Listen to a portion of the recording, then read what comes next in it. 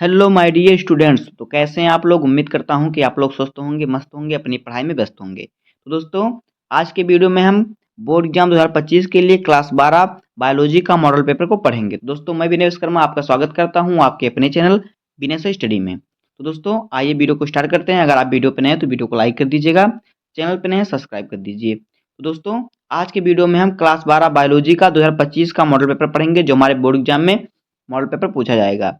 तो आपको इसको अच्छी तरीके से देखना है और आपको अच्छी तरीके से पेपर को तैयार करना है, क्योंकि ये 2025 का वायरल पेपर है। तो आइए देखते हैं पेपर हमारा। देखिए क्या है, देखिए आपको यहाँ पे नाम लिखना होता है, यहाँ पे अनुक्रमांक 2025 जीव विज्ञान, ये है आपका कोड। तो देखिए हमारा समय होता है 3 घंटा 15 मिनट।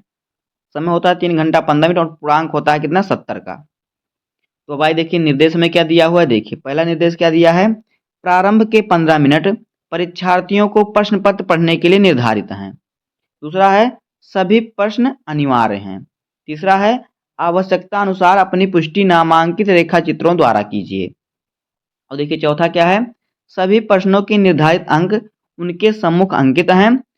फिर देखिए मुद्रित पृष्ठों की संख्या कितना है, 4, यानी जो पेपर है इसके पृष्ठ की संख्या कितनी है, 4 पेज में यहाँ दिया हुआ है। अब देखिए पहला क्वेश्चन हमारा क्या है। पहला क्वेश्चन देखिए क्या हमारा है, पहला क्वेश्चन है सही विकल्प चुनकर अपनी उत्तर पुस्तिका में लिखिए, यानी बहुविकल्पीय प्रश्न। तो देखिए पहले का क्या कह रहा है कि जल परागित पादप का नाम है, यानी जो पौधे जल से परागित होते हैं उन पौधे का नाम है। तो देखिए 4 विकल्प दिए हैं, जो सही विकल्प है उसको आपको चुनकर अपनी कॉपी में लिखना होगा। तो देखिए पहला है हाइड्रिला, दूसरा है मटर, और तीसरा है नींबू, और चौथा है इनमें से कोई नहीं। तो देखिए यहाँ पे जो हमारा सही ऑप्शन होगा हाइड्रिला। जो हाइड्रिला का पौधा होता है ये जल द्वारा परागित होता है। तो आपको किस प्रकार से लिखना है अपनी कॉपी में, आपको डालना है प्रश्न संख्या 1 का उत्तर नंबर पहला डालकर आपको लिखना है हाइड्रिला। इसी प्रकार से आपको उत्तर लिखना है, चारों नहीं लिखना है। उसके बाद देखिए दूसरा क्या है, निम्न में से कौन कूट फल है।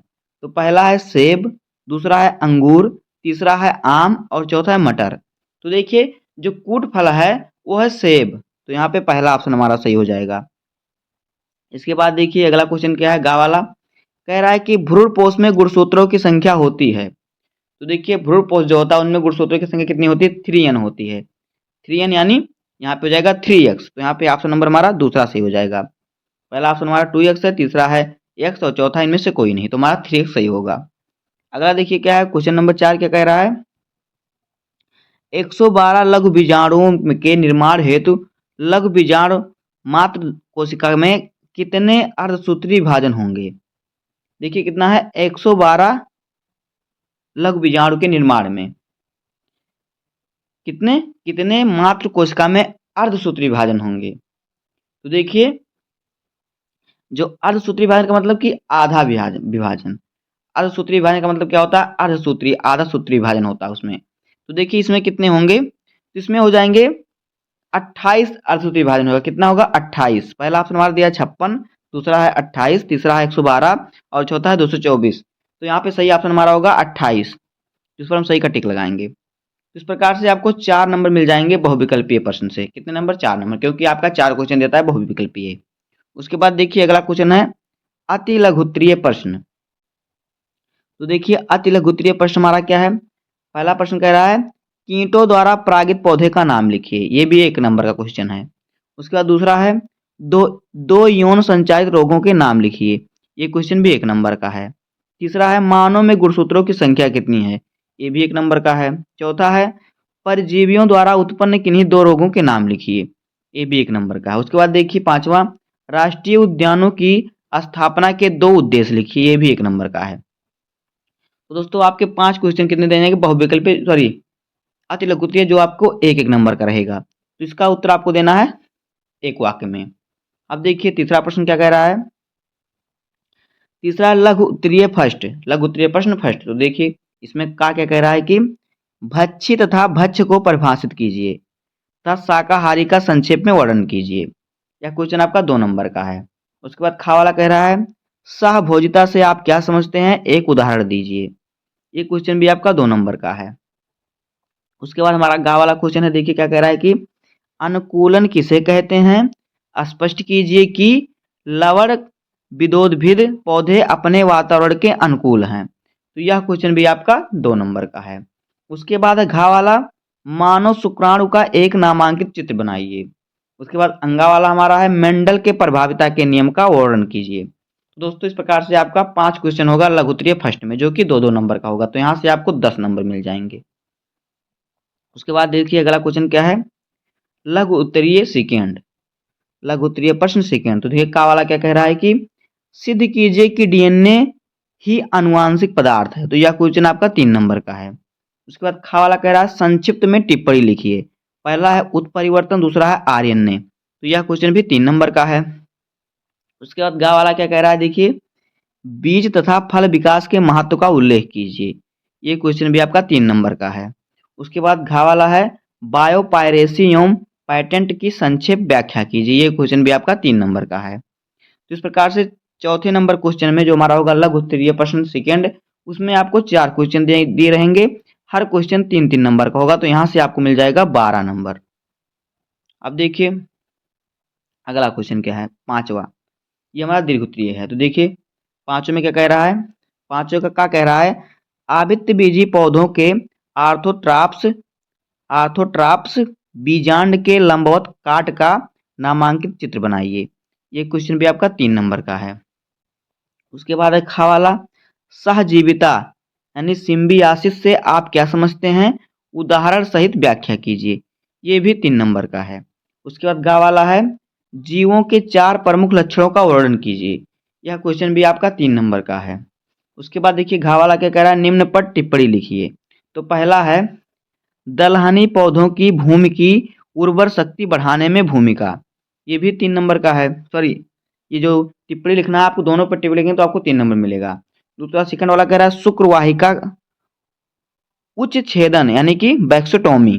इन दोनों पर आपको टिप्पणी लिखना है तो आपको 3 नंबर मिलेगा। तो इन सभी क्वेश्चनों को आपको अच्छे तरीके से तैयार कर लेना है। उसके बाद देखिए 6वां नंबर क्वेश्चन क्या कह रहा है, 6वें का क्या कह रहा है, देखिए क्या, जैव नियंत्रण कारक के रूप में सूक्ष्म जीवों का एक विवरण दीजिए। यह क्वेश्चन भी आपका 3 नंबर का है। खा वाला देखिए क्या कह रहा है कि आवृत्त बीजी पादप के नर युग्मकोद्भिद के विकास का सचित्र वर्णन कीजिए। ये भी 3 नंबर का है। उसके बाद गा वाला है निम्नलिखित में से किन्हीं 2 पर टिप्पणी लिखिए। तो पहला है वर्धानता यानी वर्ण अंधता यानी रंगों की अंधता। दूसरा है मधुमक्खी में लिंग निर्धारण और तीसरा है डीएनए फिंगरप्रिंटिंग।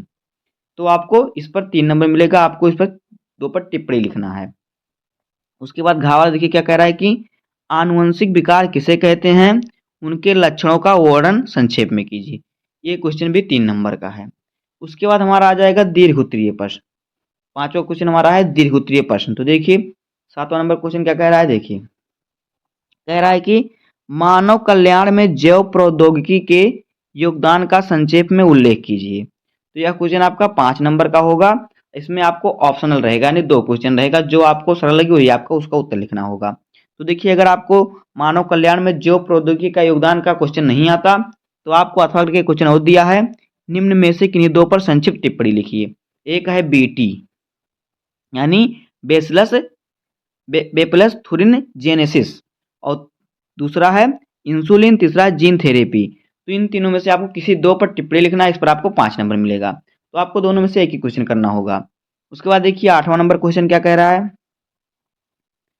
देखिए कह रहा है कि पारिस्थितिक अनुकूलन किसे कहते हैं, सिद्ध कीजिए कि मरुद्भिद पौधे अपनी आंतरिक संरचना के आधार पर पर्यावरण के अनुकूल हैं। तो यह क्वेश्चन भी 5 नंबर का है। तो यहाँ पे देखिए अथवा करके क्वेश्चन और दिया है कि निम्न में से किन्हीं 2 पर टिप्पणी लिखिए।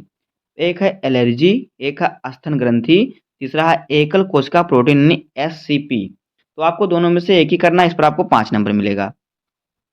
उसके बाद देखिए 9वां नंबर क्वेश्चन क्या कह रहा है, देखिए 9वां नंबर क्वेश्चन कह रहा है कि जैव विविधता को परिभाषित कीजिए तथा इसके महत्व पर प्रकाश डालिए। ये भी 5 नंबर का है।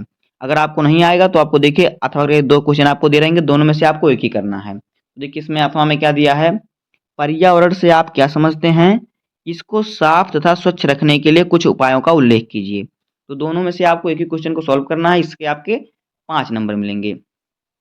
इस प्रकार से आपका बायोलॉजी का पेपर 70 नंबर का होगा। तो इसी प्रकार से आपका आएगा, ये जितने क्वेश्चन भी इसमें दिए हैं सभी को आपको याद कर लेना है, सभी मोस्ट इंपॉर्टेंट है। तो अगर आप कमेंट में बताइएगा तो आपको इसका सॉल्यूशन का वीडियो भी मिल जाएगा। तो उम्मीद करता हूँ कि आपको वीडियो पसंद आया होगा। अगर आपको वीडियो पसंद आया हो तो वीडियो को लाइक कर दीजिएगा और चैनल पर नए हैं तो सब्सक्राइब कर दीजिए, बेल आइकन को प्रेस कर दीजिए, जिससे कि बोर्ड एग्जाम के हर इंपॉर्टेंट टॉपिक का वीडियो आपको इस चैनल पर मिलता रहेगा। तो मिलते हैं किसी नेक्स्ट वीडियो में, तब तक के लिए धन्यवाद। जय हिंद।